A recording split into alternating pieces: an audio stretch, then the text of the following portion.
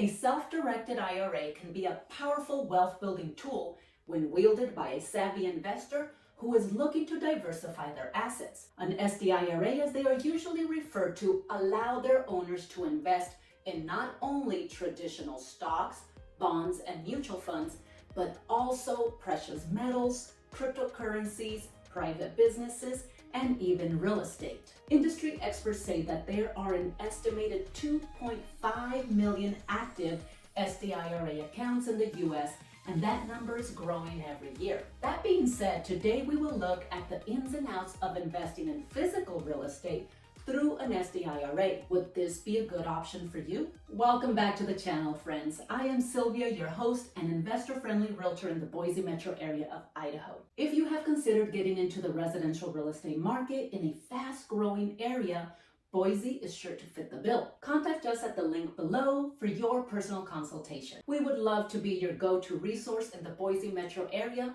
for all of your real estate needs. Now let's get back to SDIRAs. But first, a quick note. If you are not familiar with SDIRAs, watch this video first to get the gist. Real estate on its own has long been considered one of the premier avenues for Americans trying to build wealth. The benefits to owning real estate are numerous, but the real game changer comes from owning investment real estate. And here on this channel, our favorite is residential real estate, which covers single family, duplexes, triplexes, and fourplexes. When you invest in real estate, you are investing in a hard, tangible asset that serves as a great hedge against inflation. While other investments react negatively to rising inflation, real estate tends to respond proportionally in favor. As inflation creeps up or soars, that it just recently did, so do real estate values.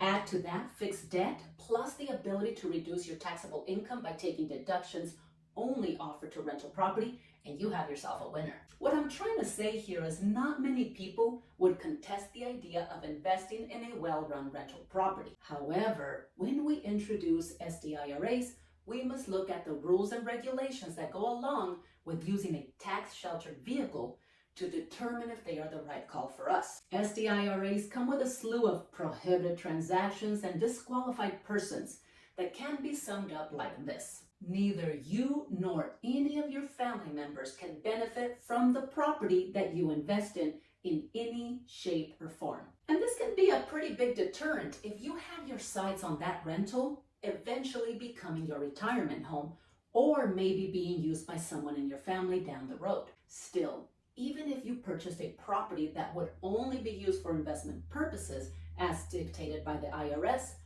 buying it through an SDIRA will also change the way you manage your rental property, what deductions and tax advantages you can claim, and how your real estate portfolio will grow over time. Let's start with the two options you have for taking title within your SDIRA, as this will dictate how your property is managed. You can take title through your custodian or through an LLC. In both options, it's important to note that it will most likely be your SDIRA that will be the owner of your investment. So once you start shopping, be sure to let your realtor know that you are using an SDIRA for this purchase. Your most straightforward option is to simply have the custodian of your SDIRA on title. In this case, the title and all your purchase documents will read, as an example, Horizon Trust, Custodian, FBO, which is for benefit of, Sylvia Christensen IRA. If you use debt to finance this purchase, the same will apply to all your loan documents. Taking title this way means that all transactions and money management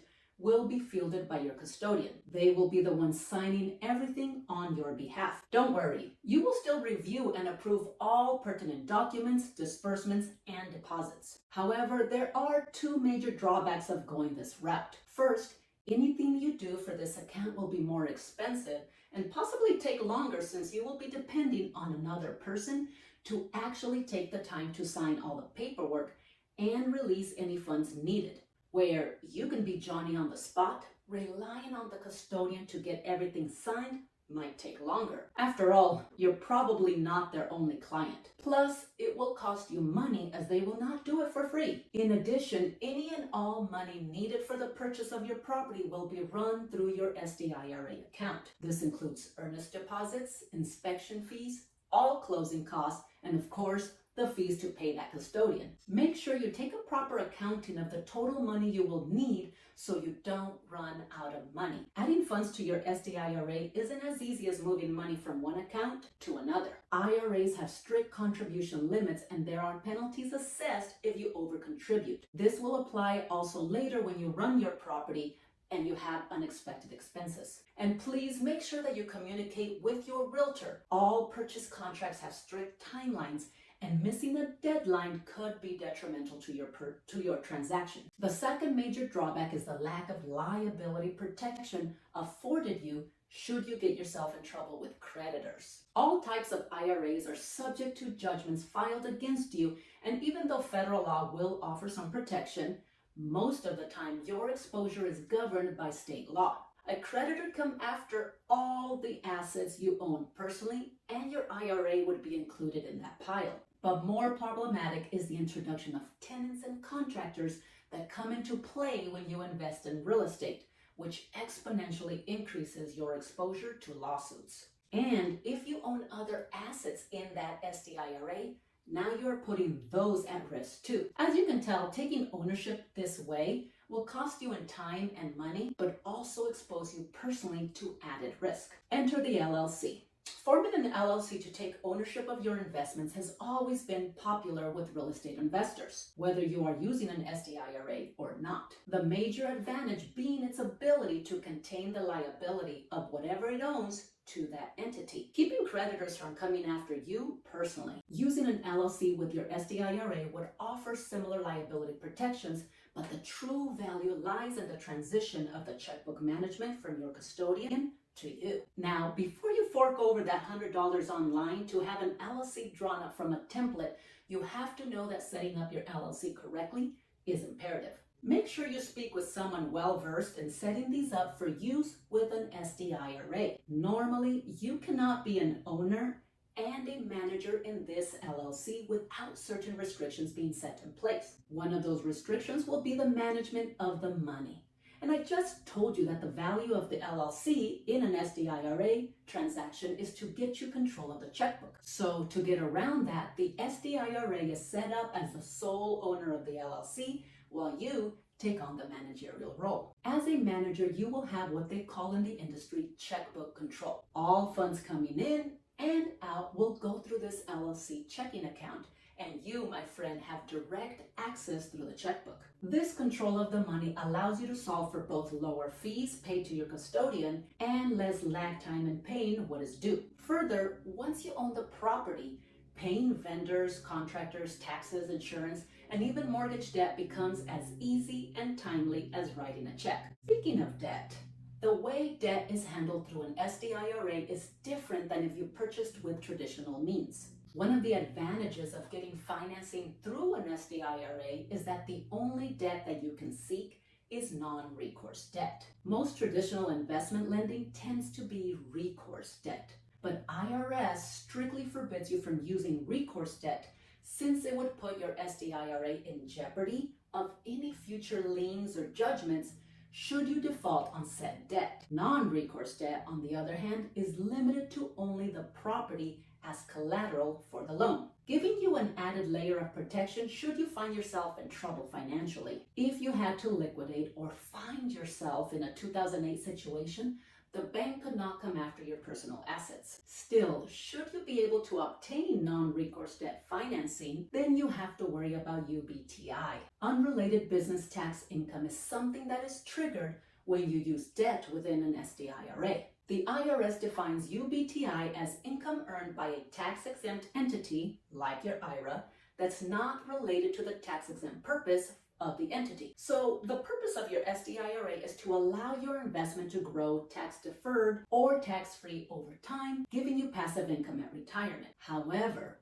when you introduce leverage, like finance debt, you are now supercharging your investment and thus competing unfairly with other taxable companies trying to turn a profit. The IRS does not take too kindly to this added income that you get to make without having to pay tax like other companies would. In fact, UBTI is taxed at ordinary income tax rates, which go up to 37%. There are methods for trying to reduce and even eliminate UBTI, which can become quite complicated. And unfortunately, your SDIRA custodian is limited to just keeping your SDIRA in compliance with the IRS. They cannot offer any financial advice or stay proactive to keep you from getting in trouble in the first place. But here is the true difference in the big scheme of things. Making extra money from any investment is a bad thing. Said no investor ever. The whole purpose of investing is to generate a better return. So trying to reduce any income coming in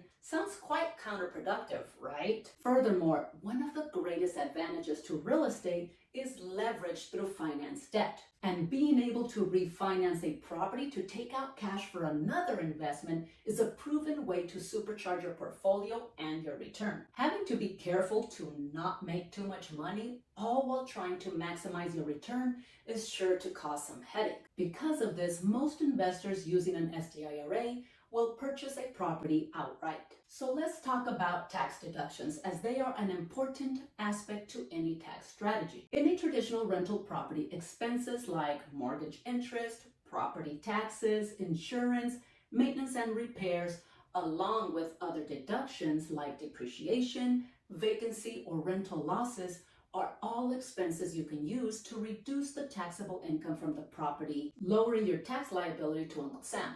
Well, that changes completely when you buy within an SDIRA. If you set up your SDIRA as a traditional SDIRA, then you have already taken a tax deduction at some point when you contributed to the account. And if you set it up as a Roth, then you have already paid taxes on that money before funding that account. Either way, whether it's tax deferred or tax free, looking for tax deductions once you have put your money to use in real estate is not part of the equation. All capital gains and rental income grows in your SDIRA without being taxed that year. Taxes do not factor in until you start taking distributions. The ability to use these deductions to reduce your taxable income and supercharge your growth through leveraged debt are two of the favorite reasons why savvy investors will choose to invest in real estate. With these two incentives off the table, many investors looking to grow the number of doors in a quick amount of time might be better off investing in real estate via the traditional means. However, if you've been less than happy with your current earnings in the stock market, or fear that too much of your money is already invested there, an SDIRA would be a great option to allow you the diversification you are seeking. Truth be told, diversification in these mighty SDIRAs are truly the key. Stay tuned to our next video where we cover some of the other options for you within real estate that don't require you to manage tenants. Thanks for watching. Catch you on the next one.